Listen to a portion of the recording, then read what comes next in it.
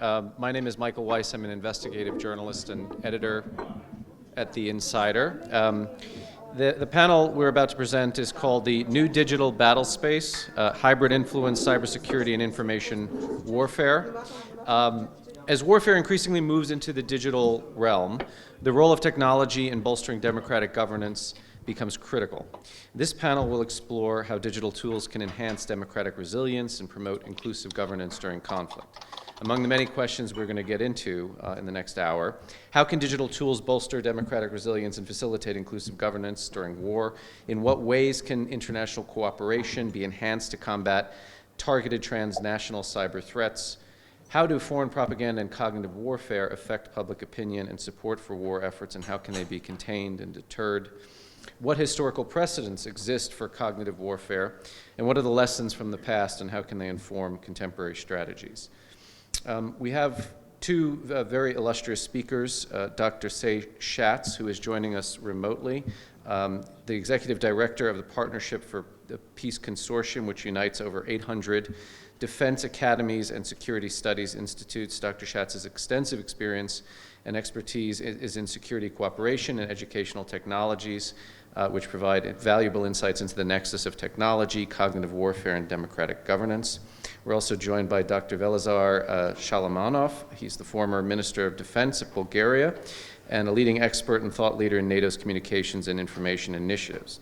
Dr. Shalamanov's insights into cyber resilience and cognitive warfare will illuminate best practices for enhancing both academic and operational capabilities in the digital battle space. So as before, I think both speakers are going to make a short introduction, and then we're going to turn it over to Q&A and discussion and open it up eventually to the audience.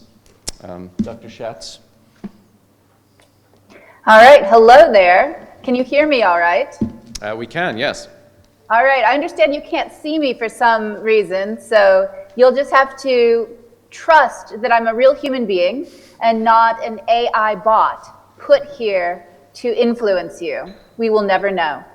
Though, I will talk about cognitive warfare to provide a little bit of background about how different advances in technology and our understanding of brains and human cognition are being used against us in many ways. So let's get started, at least for the part that, that you can see, if not my face. So let's talk about what is cognitive warfare. You know, when you hear that term, you often think about the idea of deception. And of course, deception in warfare goes back beyond history to Sun Tzu, or to the Trojan horse, or more recently to the Franco-Prussian War, or any number of modern warfare. But let's not just think about military deception and psychological operations. Let's think about the real intent of manipulating people's ideas. We can go back about 100 years to when Russia established the Special Disinformation Office, officially appointed to do information operations. Of course, around the same time, we saw a lot of information-related campaigns within World War II.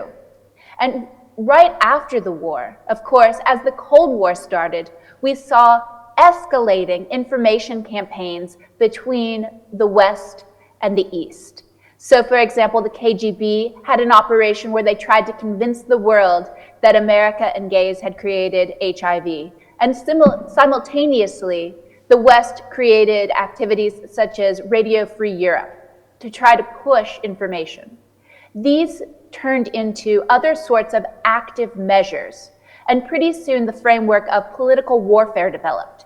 The idea that these different integrated information operations could be thought of together.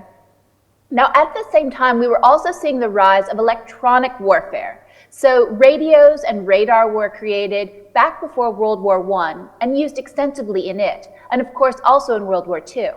But we really saw the rise of electromagnetic warfare in the Cold War. We started to see decoys and jamming and move and counter move between these different systems. And really close to the same time, we saw the rise of the computer age, so that by the mid-1960s, we actually had pretty robust computing. And before the end of the 1960s, we had developed the very first internet, called ARPANET. So by the time we started the 1970s, we had truly entered the information age. And as you're going to see as one of the main themes of all of this discussion, anytime humans create some sort of new, amazing science or technology, we use it for warfare of some kind. So by the mid-1970s, having just created computers and the internet, of course we turned them to warfare. And so the idea of information warfare, of actively using data and data systems along with the information in them on the battlefield, that was already in the zeitgeist in the 1970s. So just to give you a sense of where we were, we had political warfare from the Cold War, this idea of using all the different tools of statecraft and information to fight a quiet war. And then we started to develop information war. So within that construct of political warfare, also using technology. Now, meanwhile, what else was happening within the science and technology space? We had the rise of neuroscience and psychology. Now, amazingly, we already had EEGs, or those brain scanning devices, already in the 1920s. And even more amazingly, perhaps, we understood what neurons were and kind of how the brain worked all the way back in the 1800s. But this is a story about the last 100 years. Now, about 100 years ago, we had the notion of behaviorism. So we were starting to understand a bit about how you program the brain, so to speak. But that had given way to cognitivism by the 1950s. So an understanding that brains are not just like simple computers that you can put an input in and expect a common, consistent output. But rather, we started to understand that we have limitations in our processing. We're predictably irrational. We're not always making the best decisions. And by the mid-1950s and 1960s, we had gone into the cognitive revolution, understanding quite a bit more about how our brains work and all the biases and issues that we're prone to. Around the same time, we started to get fairly sophisticated neurotechnology to go with this neuroscience. So brain scanning by the 1960s, functional MRIs by the 1970s. And then by those 1970s, already we had the first brain-computer interface. So you see the rise of neuroscience and neurotechnology happening at the same time as we're having all of these other computer science and information science advances. But what's happening on the military front? So the 1990s also saw Desert Storm, where the US went in to the Gulf War and in just a handful of days dominated. We also showed during this fight the very first global positioning system, the sophisticated use of cyber attacks to disable equipment, jamming capabilities, and information warfare, propaganda along with it. So a pretty amazing, swift, integrated approach to information, technology, and psychology. And the world took notice. The Chinese said this was the epitome of information warfare, and this is a great transformation. And it gave rise to a fairly famous book now called Unrestricted Warfare, where the Chinese tried to interpret what the West was doing, and then we interpreted that as their plan, and it kind of gave rise to a spiral. At the same time, Russia took notice. We didn't really realize this at the time, but later, now we know that this is also a turning point in Russia, seeing the rise of nonlinear warfare. And even in America, who was actually executing this fight, many people were not aware of these integrated capabilities. And they said, you know what? This is a revolution in military affairs. And the US created the Joint Information Warfare Center to bring together irregular warfare with psychological operation, military deception, and electromagnetic warfare. So you're really seeing this culmination of psychology and technology and battlefield operations coming together. So what this means is we went from political warfare to hybrid warfare. The difference being is that you're using all of these diverse tools, but you're also using them not just below the threshold of war, but also on the battlefield. And similarly, we saw the rise of cyber warfare. So direct effects to disable technical equipment or to insert viruses and so on. So it looks like on the screen there's like a big square right in the middle of the screen. Is there any way you could, yeah, awesome, thank you. I think that wasn't meant to be part of the discussion.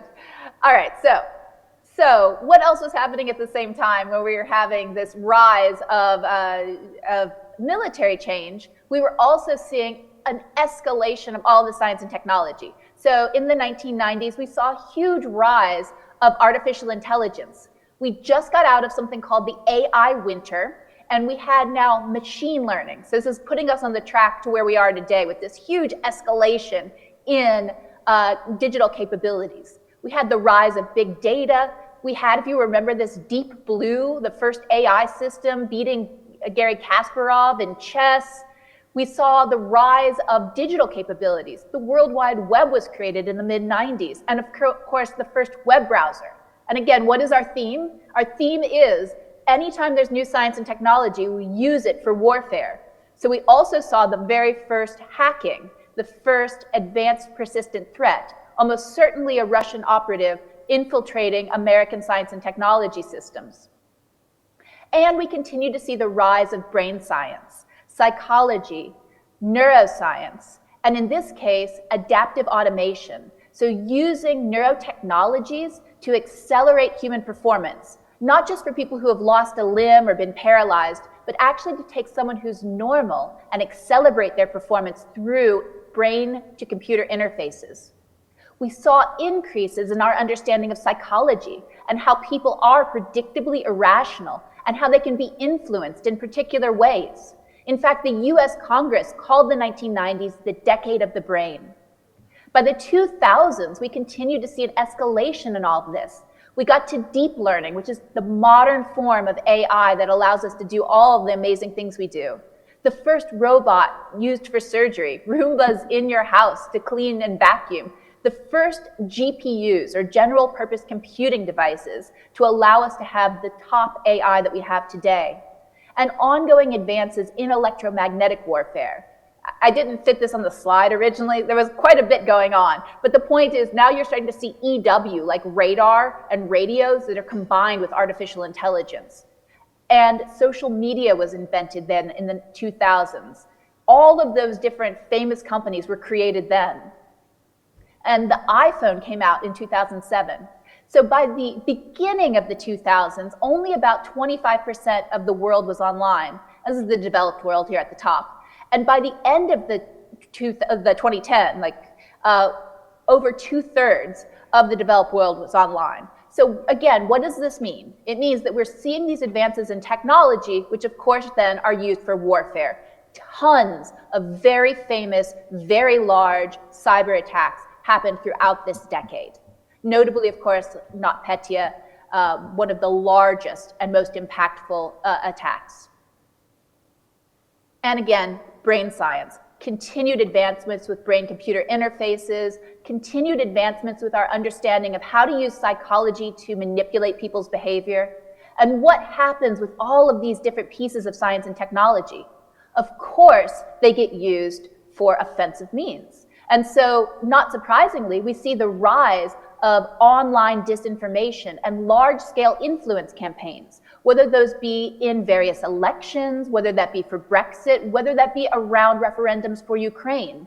Really well documented how bots, online manipulation, psychology, technology are being used for these ends. We also saw Havana syndrome in many of the US embassies. And we still, at least publicly, don't exactly know what this is. Is it some sort of psychological manipulation? Is it some sort of electromagnetic attack? Is it something digital? We're not sure, but it does fit under cognitive warfare. In China, we saw active use of brain monitoring technologies. This is both interesting and terrifying. You can go find this on YouTube, where they put brain monitoring technologies on 5th graders every day for the entire class to be able to see if they were paying attention during every minute of the class. Also in China, we're seeing video combined with artificial intelligence to be able to monitor individuals and, of course, give them social credit or otherwise affect them based upon their public behavior. We've seen the rise of deepfakes, artificially generated images shared through social media, oftentimes through bots or other kinds of online manipulation. So that has really brought us to the age of cognitive warfare. And so this is the takeaway from this discussion. Number one, cognitive warfare is all about fighting against people's understanding of reality, using a complex toolkit that involves information operations, neuroscience and neurotechnologies, cognitive science, so understanding how our brains are wired, our biases, our social influences, digital means, so cyber attacks and artificial intelligence, and electromagnetic means. So Dr. Alex Nejic likes to say, the power of cognitive warfare lies in manipulating the emotional and subconscious domains of our human perceptions to change and our attitudes and behaviors. So that is what cognitive warfare is all about. And the second takeaway, and this is, I think, really important, cognitive warfare is a systems approach to warfare. In other words, it's not just an information operation. It's not just an electromagnetic spoofing or jamming activity. It's not just a cyber attack. It is the combination of all of these different tools, whether below the threshold of war or in the battle space. So finally, this diagram, and I understand that you should have a digital copy of it, and if not, I'll make sure you get one. It's very complex, but what it shows you is the 5 centers of gravity of cognitive warfare and all of the different pieces and parts that go with them. So for example, information operations can be anything from propaganda and strategic communication to media exploitation, information disorder, disinformation, truth decay, and so on. So information, cognition, neurotechnology, neuroscience, electromagnetic, and cyber. All of these together are affecting us and affecting the way we make decisions and operate in the world. Thank you very much for listening to my discussion. I look forward to the chat a little bit later.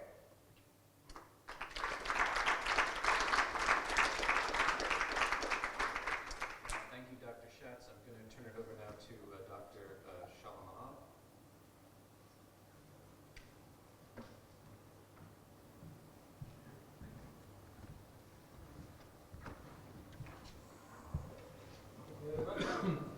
Good morning.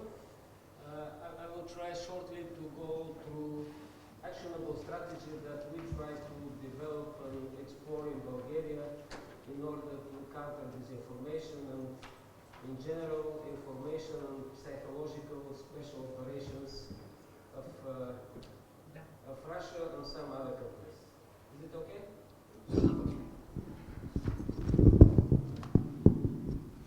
So, as it was in our session, the goal is democratic resilience and inclusive governance, including during the war. It is what we want to achieve, and actually the previous presentation of Konstantin has proven that Ukraine is doing this quite well, so we could learn, and of course we have to help. Second, the real threat is information warfare and war in the information space.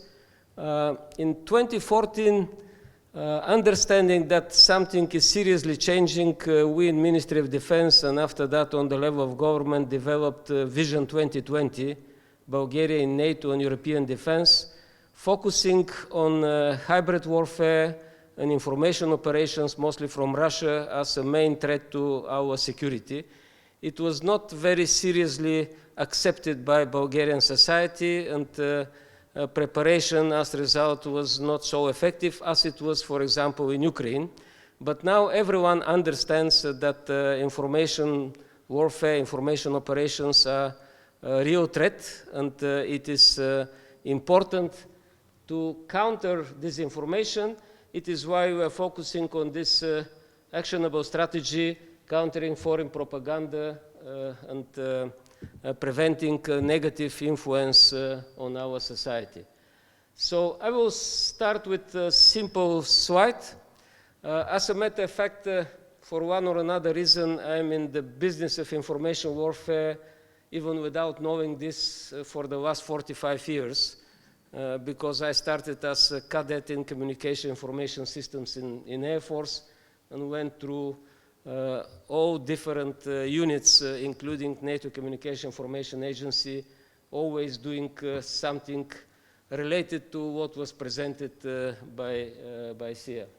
So what we really want is to strengthen freedom and initiative in order to have society based on integrity, prosperity, and quality of life. This is what we want.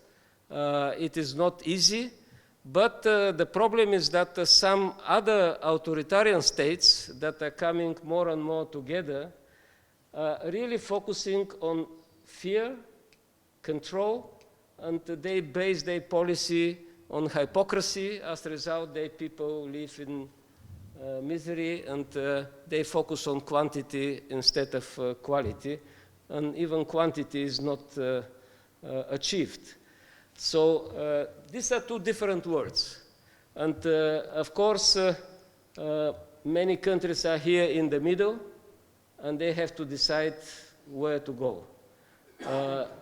To have freedom and fear, it's not possible. To have control and initiative is not very effective as well.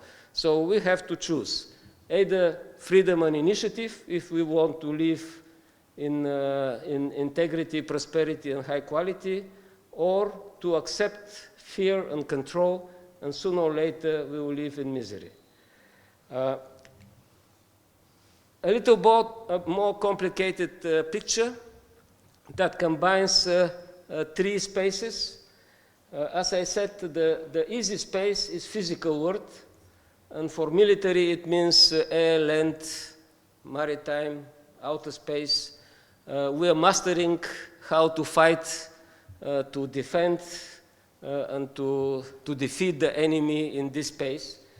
But real important is human space, human society, human beings, and the information and cognitive warfare is directly focused in this space.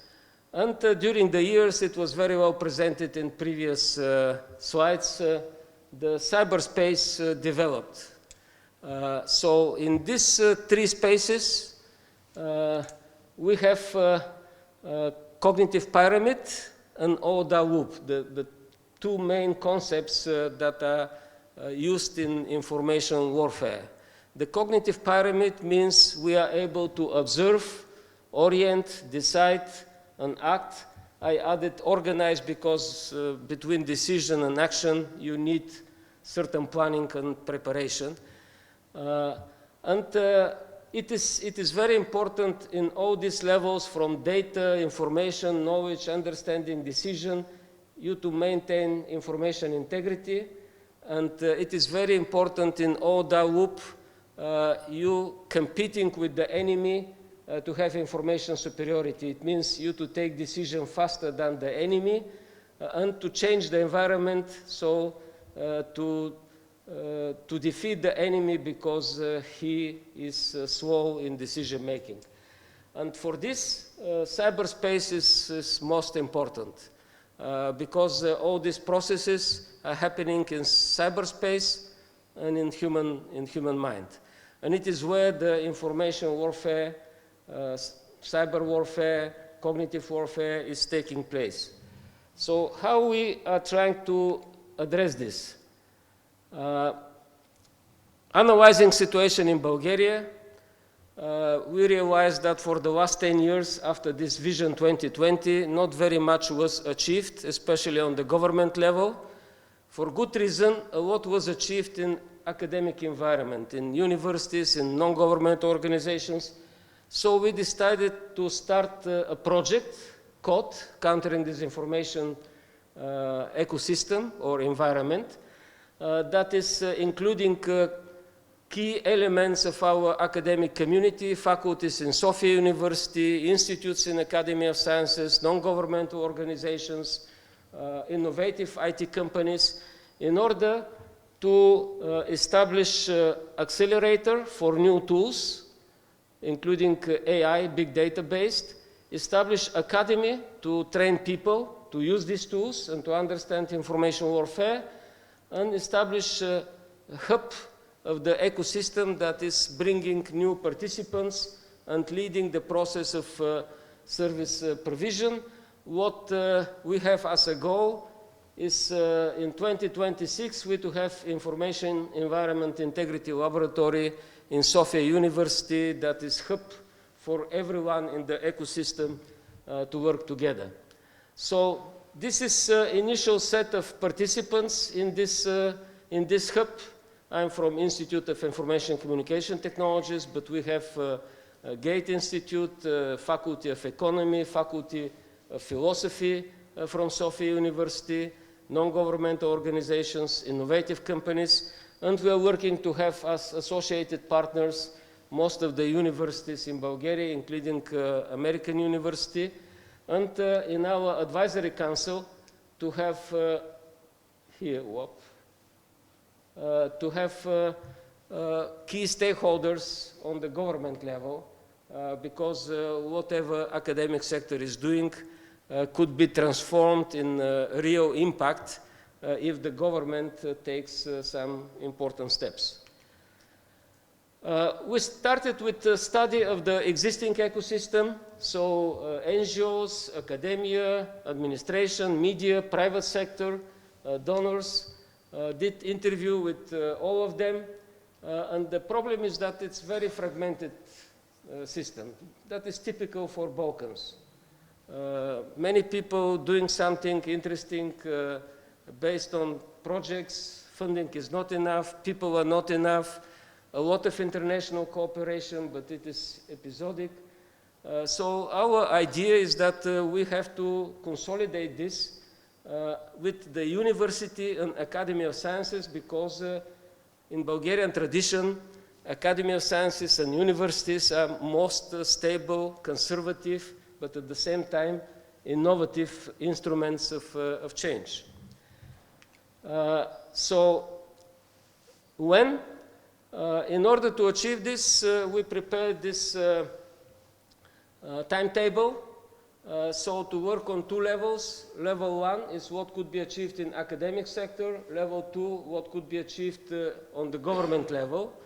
And to start with preparing concepts, tools, training, and to have hackathons, because, sorry for this, but in Defense Staff College we used to say, no action, no satisfaction. It means if you don't act, just study, do research, draft policy papers, it is never going to have a real impact.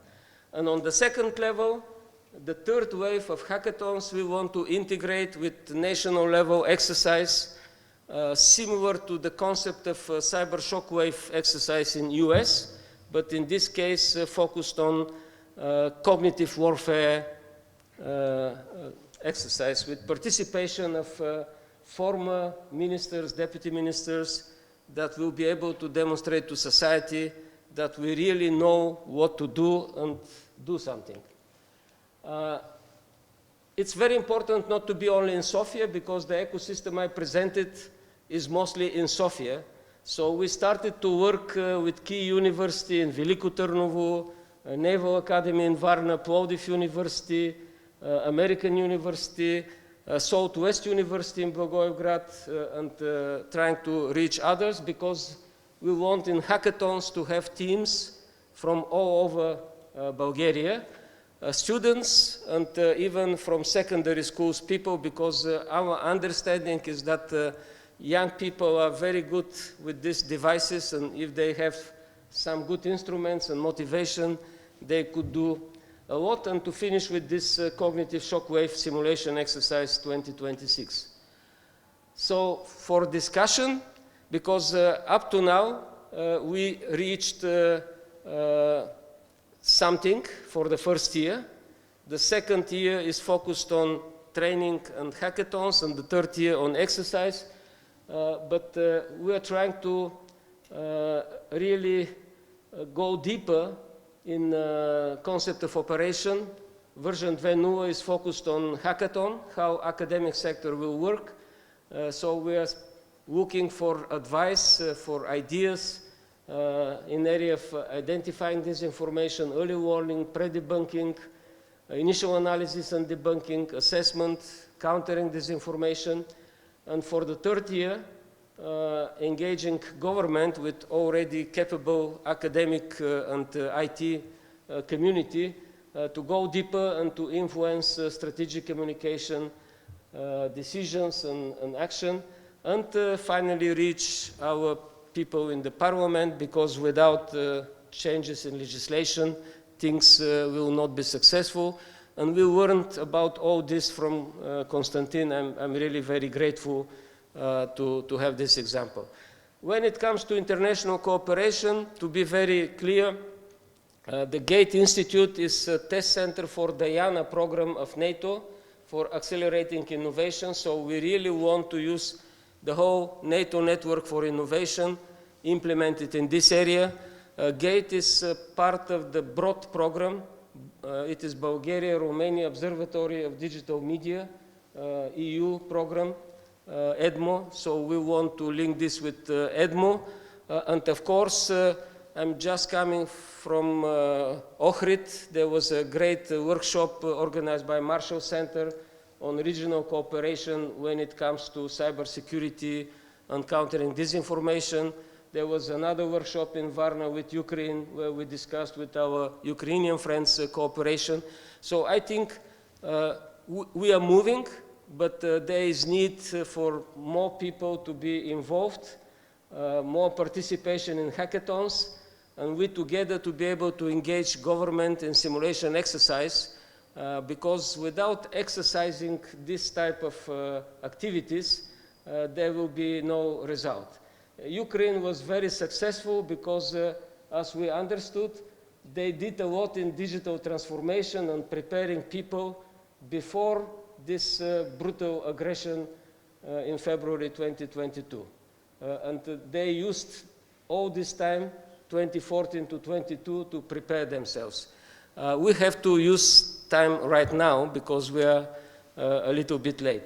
So this is presentation. I think there is nothing more, but in discussion, I will be happy to hear more from you and answer if there are any questions. Thank you.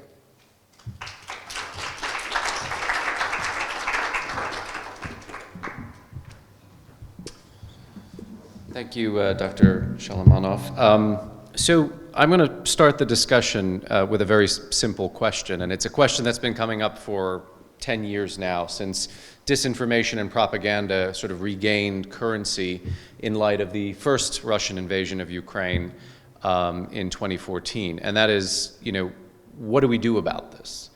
In the United States, where I'm from, this has become sort of a cottage industry. Newspapers, media outlets are hiring disinformation reporters to essentially knock down fake news and factual inaccuracies, many of which are manufactured either domestically or abroad. But they find themselves up against this sort of torrential current because, it's the old Mark Twain saw that, a lie or a falsehood can make it around halfway around the world before the truth can get its pants on. As we know, hostile foreign actors are very, very good at producing so much of this stuff that fact-checking and debunking almost doesn't work, because by the time you're finished or you get to the provenance of some falsehood, they've already come up with 1,000 new versions of it. So, you're both subject matter experts here, and you devote your academic lives to studying this. In your view, what is the answer? What is the solution, either short-term or, I think, even more importantly, long-term? Dr. Schatz, I'll turn it to you first. All right. Hi, everyone. I really do exist, maybe. So let me change the question slightly, because as you've already noted, there are a lot of initiatives, and I think we'll be able to hear about them here in a moment, that are happening focused on disinformation. But what I'd like to challenge everyone to think about is the broader range of cognitive warfare. And I think this is where a lot of the challenge comes in. So I showed that very challenging concept map at the end of my presentation with the purpose of emphasizing that there are these many different tools that are being used on different levels to create the effects. And if we focus on just one piece of it, then, for example, the disinformation or the misinformation campaigns, then we're missing the larger picture. And so then it's really difficult for us to successfully address that one piece, while at the same time we have, for example, operatives that are hacking into Facebook pages, taking people's personal identities, and then pretending to be part of those communities in order to foment a particular narrative within those communities. I'm not saying this as a hypothetical. For example, during the 2016 US campaign, there is clear evidence now, and even charges brought against different troll farms in Russia that actually created Facebook pages in Texas communities, some that were pro-immigrant, some that were anti-Muslim, and created narratives there within those communities, fostering those thoughts, and then creating, ultimately, in-person rallies at the same place, at the same time, to create chaos. And so, yes, disinformation is one thing that we need to tackle. But if we don't look holistically at all the different tools that are being used, we'll never be able to get around this. So, in the European Union, there's a discussion about foreign influence and foreign information and manipulation of influence, or something like that, FIMI, F-I-M-I. And it starts to look a little bit broader than just disinformation.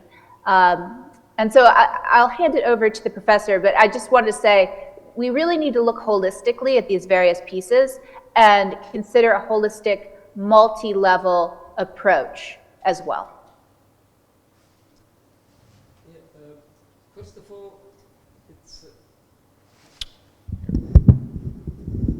First of all, we need to recognize this threat. And I'm saying this because in 2014, it was very difficult to persuade society and political parties that this is a real threat.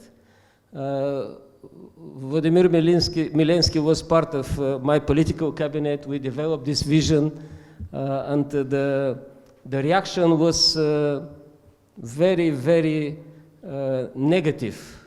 What do you want? You want we to be in war with Russia? There is no such thing as information warfare. You have wrong imagination, etc. So first, we have to recognize that there is such threat. Second, you have to understand the essence of this threat in order to be able to react. For example, for many years, there was no response. When Minister Tagarev was in Ministry of Defense with Milensky, they were able to reorganize information center of Ministry of Defense to have specific capabilities for identifying disinformation and countering disinformation. Our Center of Excellence for Crisis Management and Disaster Relief opened the first international course on cognitive warfare. So it takes about 10 years to move from declaring the problem and taking some action to respond to this problem. Second, it is considered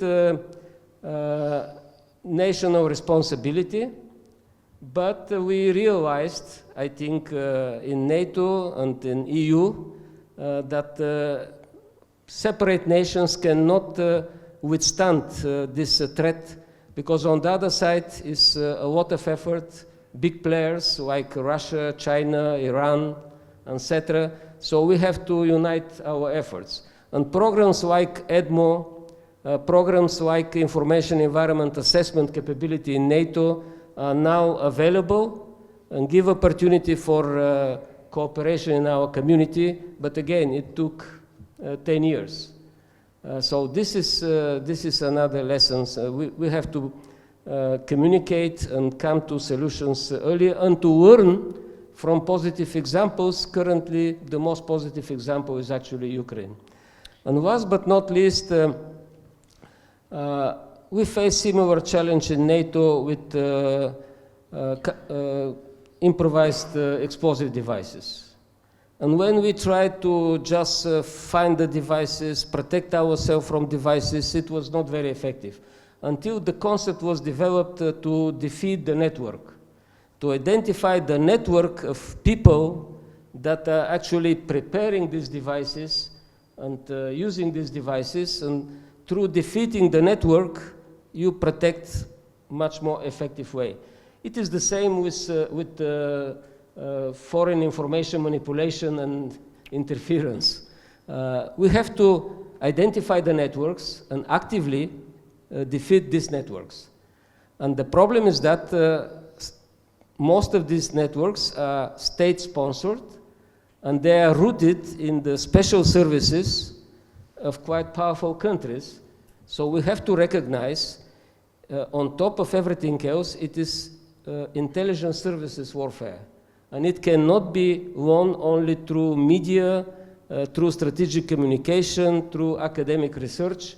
We have to be very decisive if we want to protect the minds of our people.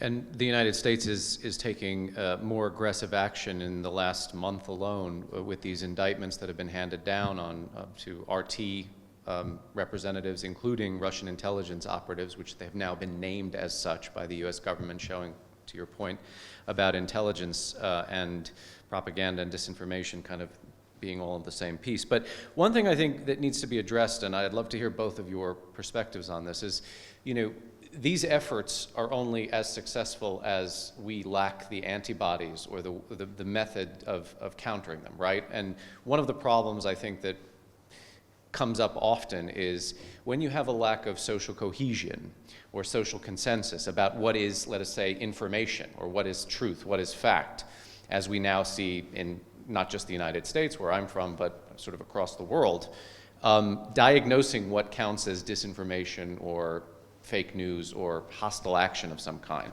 In other words, attempts to try and undermine or subvert democratic polities becomes that much harder, right? I mean, I alluded to these indictments. One of the interesting disclosures was that the Russian government was paying Americans, who are already of a conspiratorial mindset, lots of money to do what they were already doing. There was some editorial guidance and, you know, the sowing of various narratives, particularly with respect to Ukraine, which seems to be the Rosetta Stone of everything, going back now a decade. But, you know, these Americans would carry on saying the kinds of things they were saying with or without the money they were receiving from Russia. How do we address that problem? And does that come up in sort of your analytic framework for, you know, deterrence? Yeah. This is actually the question of democratic resilience, and it's a real test. Already in Madrid, at the NATO summit in Madrid, we were supposed to take decision to open Center for Democratic Resilience in the headquarters in Brussels in order to unite the efforts of our 30, at this time, democracies to improve our democratic resilience. There was one country opposing this, so we were not able to decide on this. We were not able still to decide on this. It means we are vulnerable, and we have to recognize this. And yes, we could develop a lot of instruments, but it is matter of leadership, of integrity, and our opponents are exploiting this quite effectively, investing money, as you said. It means what we are describing here is what academic community could do, but obviously political parties, political leaders have their own responsibility to improve resilience of our democracy, because otherwise, being vulnerable, enemy will attack.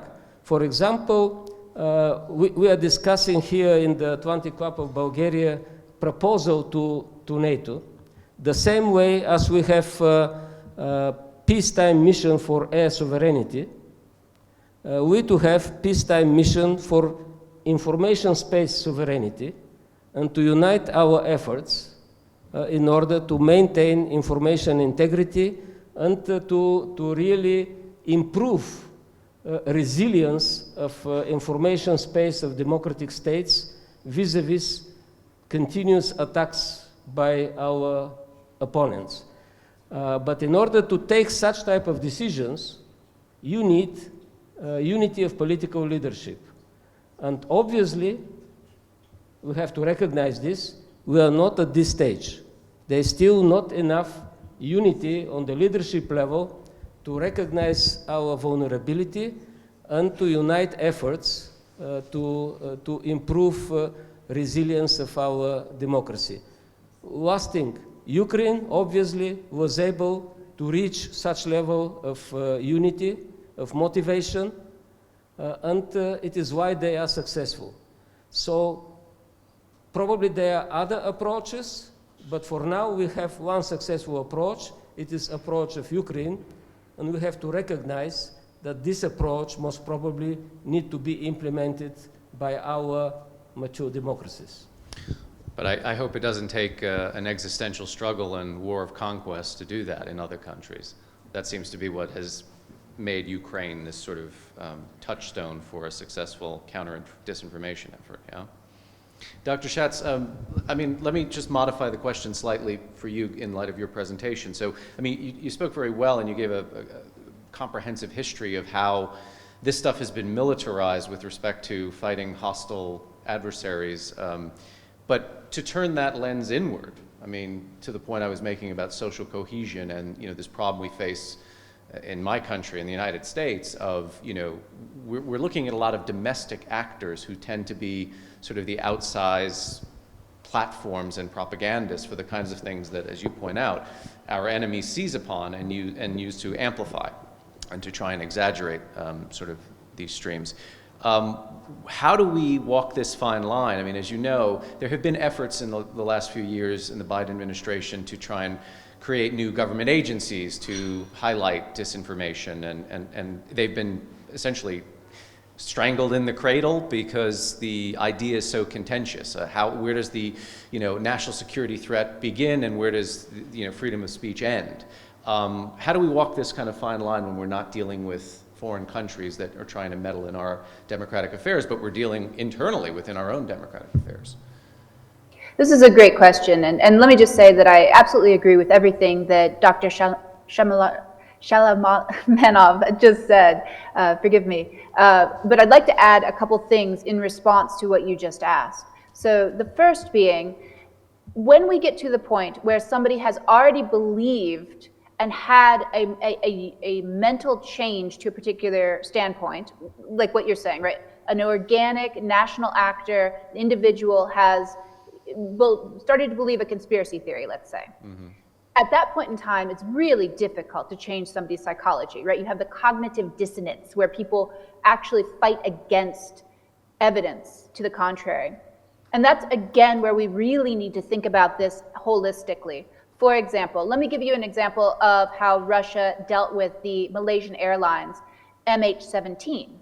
Now, we all know very well that that was brought down by Russia at this point.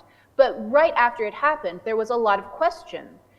Who did this? What happened? Was it a malfunction?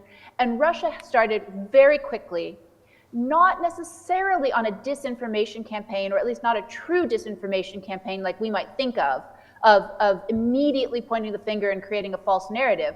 But rather they tried out a lot of different things. Oh, it was the Ukrainians. Oh, it was pilot error. It was a missile. It was space aliens. I mean, all sorts of things. And so that was a technique of just creating a lot of noise within the space, so that by the time that truth started to come out, people were tired, they were overloaded, there was just too much noise around.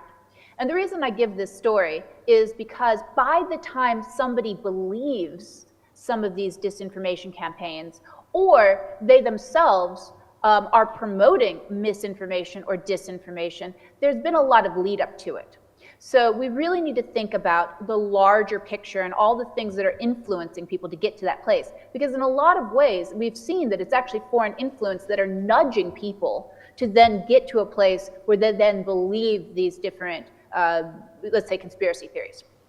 The second thing to consider is we really need to have a discussion on a national security front on how do we confront activities that are below the traditional threshold of war. We haven't really had a good track record as an international community for things like cyber attacks, for example. We saw large-scale cyber attacks, and you saw on my slides many examples of these, right? From the Sony Pictures hack to the NotPetya hack that cost the world millions, billions of dollars. And the response is we put in some indictments. You know, we list on a sheet of paper that we're upset about certain actors. Now, maybe that is the right decision. This is a question. But if we continue to treat activities below the threshold of war as things that we don't necessarily need to respond to, or at least not respond to overtly, then that potentially gives rise to the buildup of these sorts of antecedents that then lead to disinformation, polarized societies. Thank you.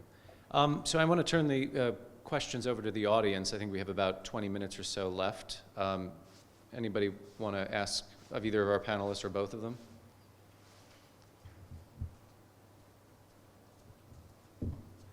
Oh, great.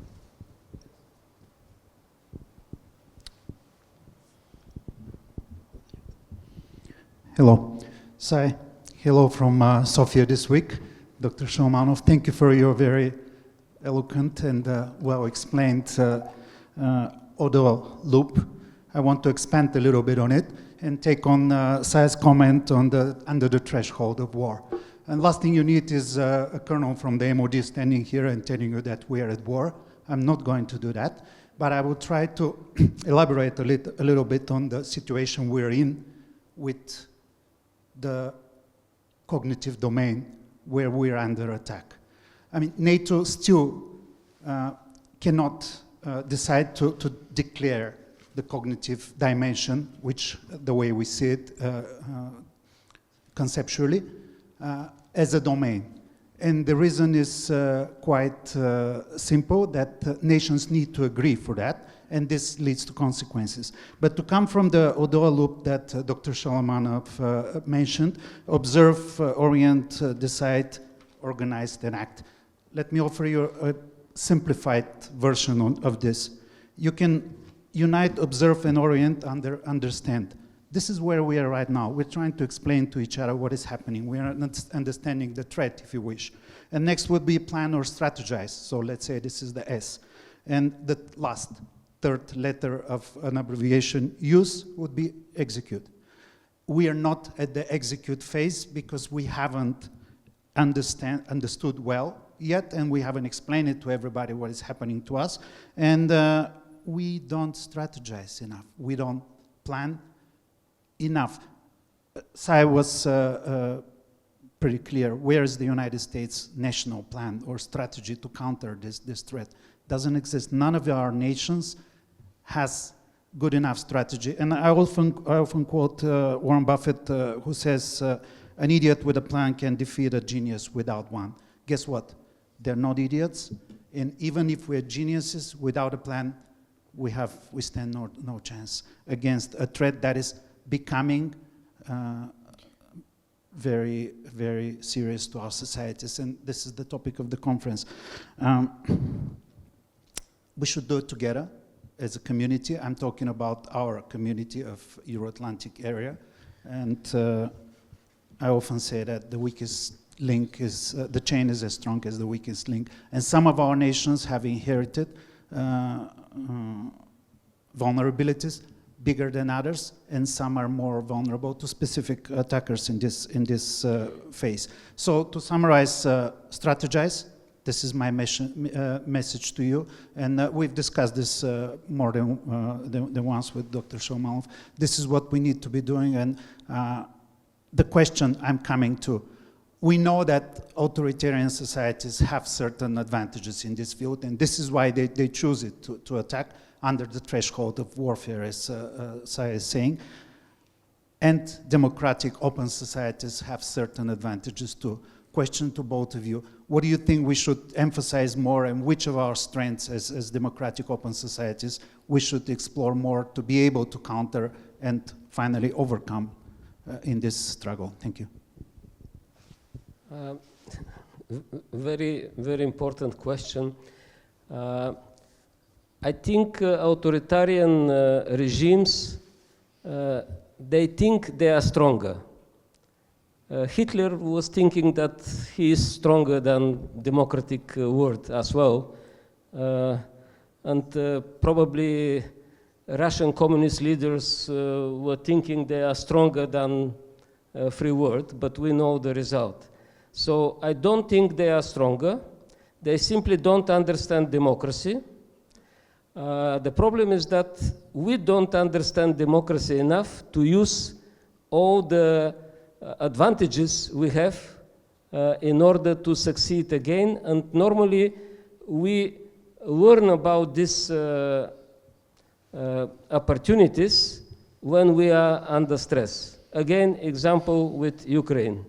They have proven that simply because they decided to be free, democratic, independent state, they have such capabilities, they have such comparative advantages over Russia, and leaders of Russia believe they are the most powerful country with the most powerful army that could do whatever they want, and we see the result. They were able even to mislead our leaders, because you remember in the beginning of this aggression, many leaders of European countries, not US and UK, they were aware, but many leaders of European countries were talking about Ukraine being defeated in 3 days or in 1 week. We are 3 years after, and Ukraine is doing better and better. So my short answer is, we are stronger. We have a lot of comparative advantages. We simply need vision, faith, and will to use them for achieving clear goal. Without this, we will not succeed. And we have instrument. If it is difficult to be achieved in one country, NATO is giving us the framework to share experience, and if one country is successful, others to learn and to implement. We'll finish with the example in the cybersecurity area. Estonia is a very small country.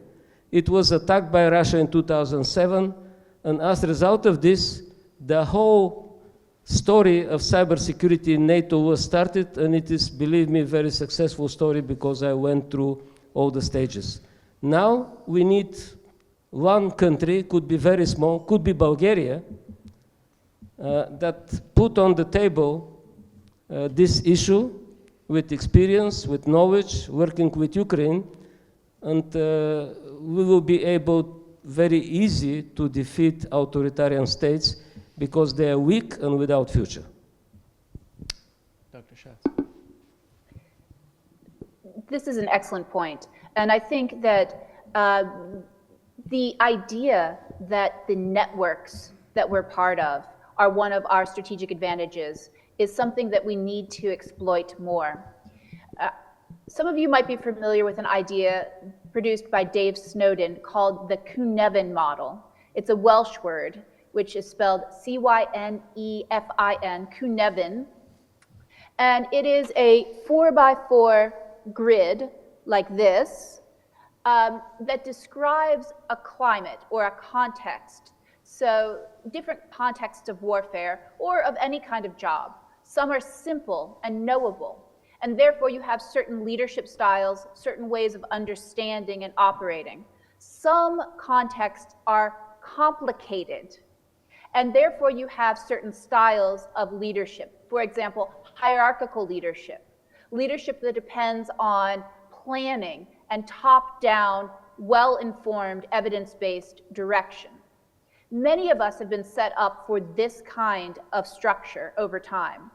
But we're no longer living in complicated times. We've now gone to the third box in this model, which is complexity. Under complex conditions, there are many moving pieces that interface with each other, that create effects that are difficult for us impossible for us to predict in advance.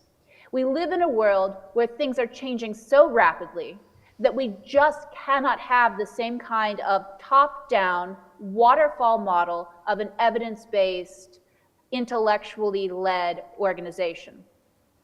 And so under this model, under complexity, it's been demonstrated that the best approach to leadership and organization is to have small teams operating within networks, sensing, experimenting, and then pushing back their information to the larger group. You might have seen this discussed in books such as The Spider and the Starfish. And so it's the idea of moving to networks of networks. And that's something we can truly capitalize on through our Western liberal democratic partnerships, where authoritarian regimes maybe can't do this as well. We see a little bit of this happening in Russia. So in Russia, the different gangs and other independent organizations are often incentivized to go experiment with online disinformation campaigns or hacking or creating drones. And then if they succeed, they're rewarded. So there's a little bit of this, but it's very limited and it's really constrained. If we can incentivize this sense-making, experimentation, and network effects within the alliance and among partners, we're going to be much, much more successful. Okay, I think we have time for maybe one more question before we have to wrap. Phil?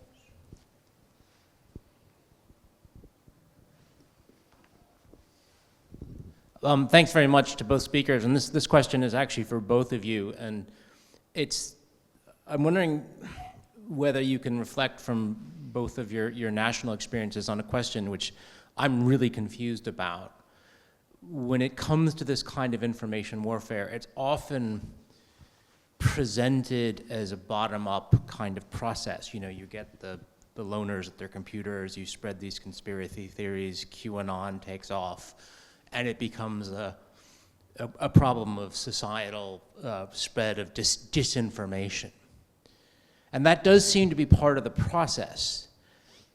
And yet, what I'm wondering, if you look at its really successful things, it's really more of a top-down.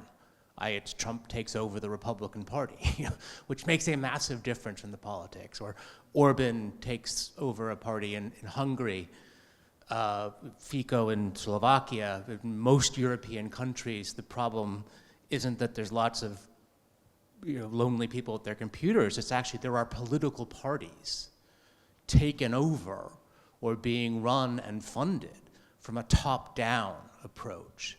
So I'm wondering, we talk about trying to stop the spread of disinformation. Is that actually the right strategy? I mean, that's something which would be commendable. But can you actually stop, if anyway, the taking over of political parties by people who have this agenda in the countries? Like, can you stop a Trump? Can you stop a pro-Russian party in Bulgaria, as opposed to stopping messages swirling around the internet?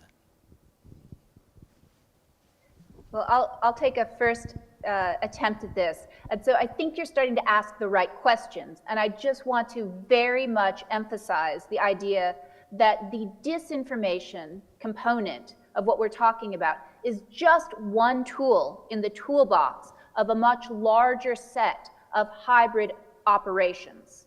And so the goal of the hybrid operations is, sowing chaos or creating a particular political effect. So we need to think about how all these different tools are being used in conjunction with one another.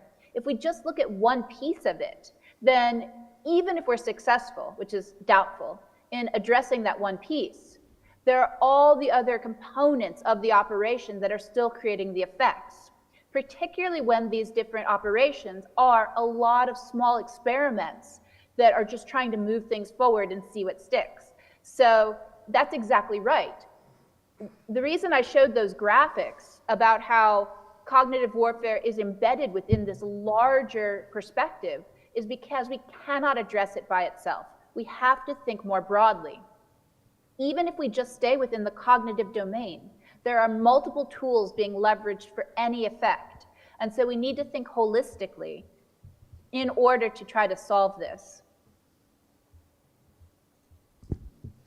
Okay, I will give two examples of Bulgarian history. Of course, top-down approach works very effectively when it comes to warfare.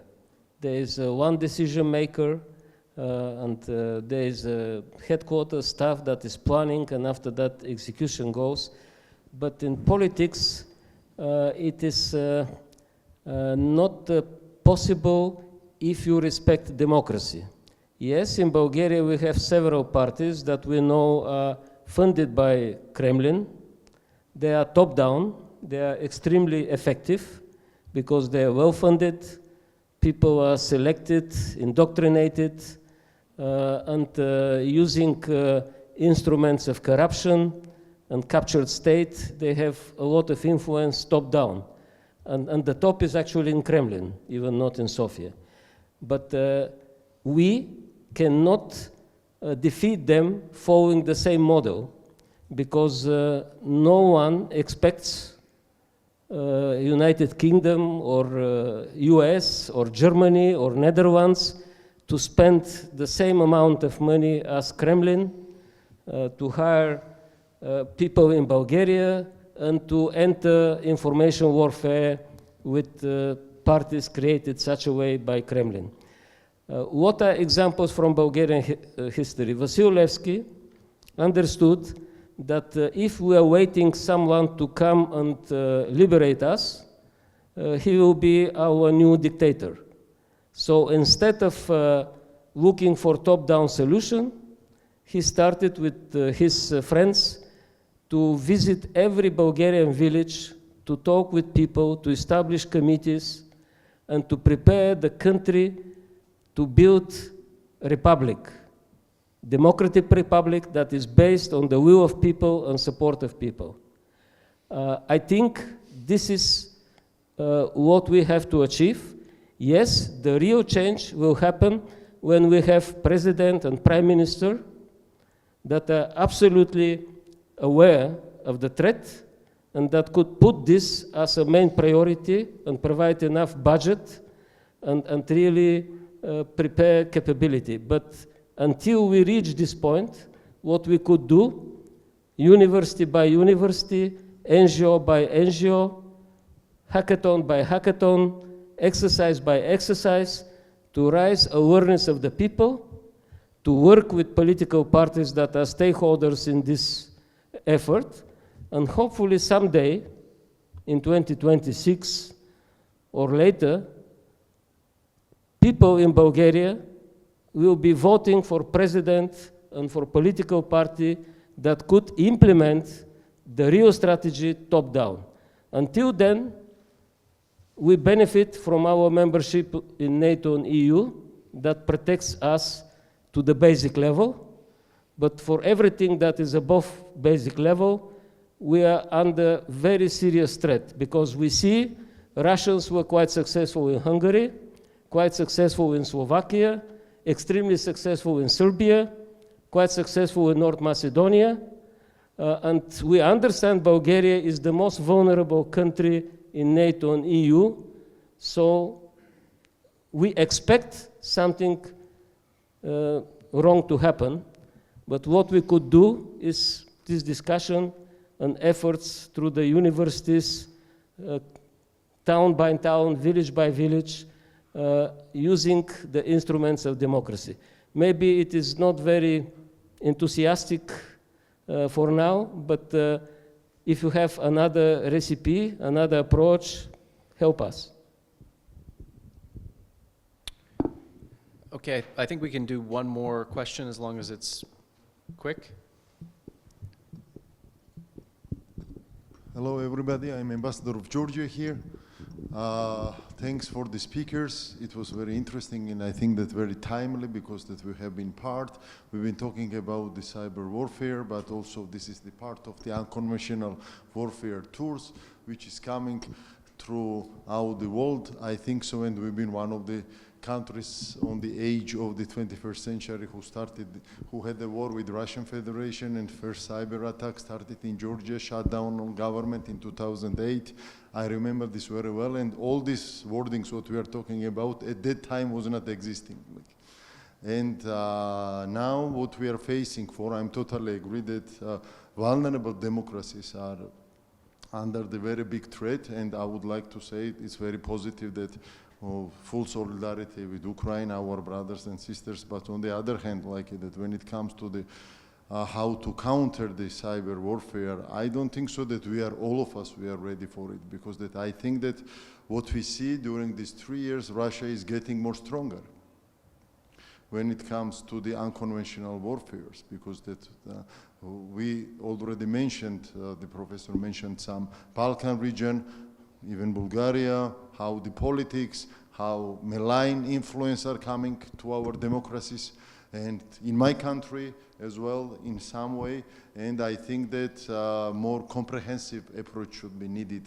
And thank you so much, Dr. Sae, that you really very nicely presented, but I think that from the West and from the democracies, we need more support in our part of the world, because that this thing is, I could say that everyday changes like that, and we don't have the remedy like how to resolve this case in one day, but definitely we need some kind of success stories as well, because that people should believe that some remedy exists to counter these type of tools of the cyber warfare. I will stop here. This was my comment like from our part of the world. Thank you. Okay, I think on that note we should wrap it up, because I'm sure everybody wants to get to lunch. So I just want to thank our panelists for what was a very interesting and illuminating discussion, and to all of you for coming and for asking insightful questions. And we shall leave it there. Thank you all.